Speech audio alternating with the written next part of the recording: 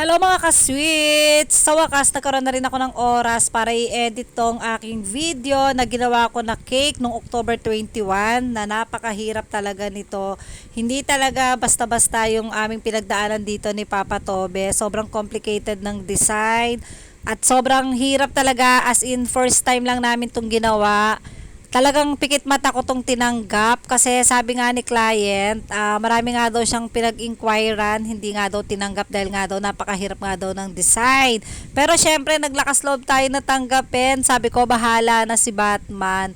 Tanggapin natin. Sabi ko nga kay Papa Tobe, kung hindi naman natin kasi itatry, paano natin malalaman ang ating kakayahan kung di natin itatry, at paano tayo matututo kung di natin susubukan, di ba? So lahat naman ng bagay napag-aaralan naman 'yan. So sa awa naman ng Diyos nalusutan naman namin 'to ni Papa Tobe ng maayos, naging maganda naman yung kinalabasan ng cake. At natuwa naman si client, nag-feedback nga siya na ang ganda nga daw ng cake. Nagumpisa nga akong gawin tong cake na to ng alas 2 ng madaling araw. Sabi ko nga kailangan kong agahan kasi sabi nga ni client, lunchtime pipick upin. Pero hindi naman siya na pick up ng lunchtime. Actually, 8 o'clock na siya ng gabi na pick up. Sabi ko sayang, sana hindi na pala ako nagpakapuyat. Pwede ko naman siyang gawin ng umaga kasi gabi pa naman ng pick up. Hindi ko naman din kasi alam na ganon dahil sabi nga ni client, pipick upin niya ng lunchtime, and ayoko kasi talaga sa lahat yung malilate talaga yung order sa amin na cake kasi nakakahiya, 'di ba? Pinag-usapan namin na ganong oras tapos malilate. Ayoko sa lahat talaga yung ganon. Kaya talaga pagka nadidelayed na talaga kami, nalilate na talaga, pinapagalitan ko talaga si Papa Tobe, inaaway ko na siya kasi si Papa Tobe ang naglalagay ng mga details ng aming mga cakes, and yung mga pangalan kasi nga sobrang malabo nga yung mata ko, nahihirapan talaga akong igitna or pantay-pantayin. Talagang asin hirap ako kahit nakasalamin pa ako. Kaya si Papa Tobe ang naglalagay lahat ng mga details. Ako yung magbabalot ng fondant, ako yung maggaganache, at ako rin yung magbe-bake. So eto na nga yung pinakang komplikado sa lahat. Eto yung pinakang ulo ng helmet, parang pinakang salamin, ano tawag doon, yung sa salamin na siya yata ng head, ano, kasi wala akong idea sa mga helmet talaga na yan.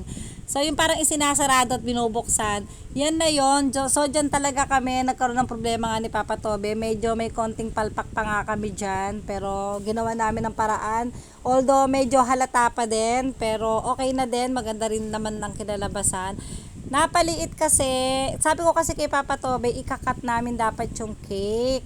So, ikakabit ko na muna itong sombrero na ito nga, yan, yung sa ulo na yan. Tapos sabi ko, tsaka natin ikat para magpantay siya sa ulo nung helmet. Sabi ko sa kay Papa Tobe. Sabi ni Papa Tobe, wag na.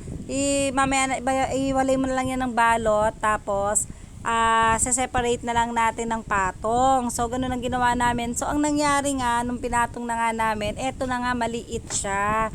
So, dapat pantay siya sa ulo. Sabi ko, saan ka nakakita ng mas malaki pa yung helmet sa ulo ng tao, 'di ba?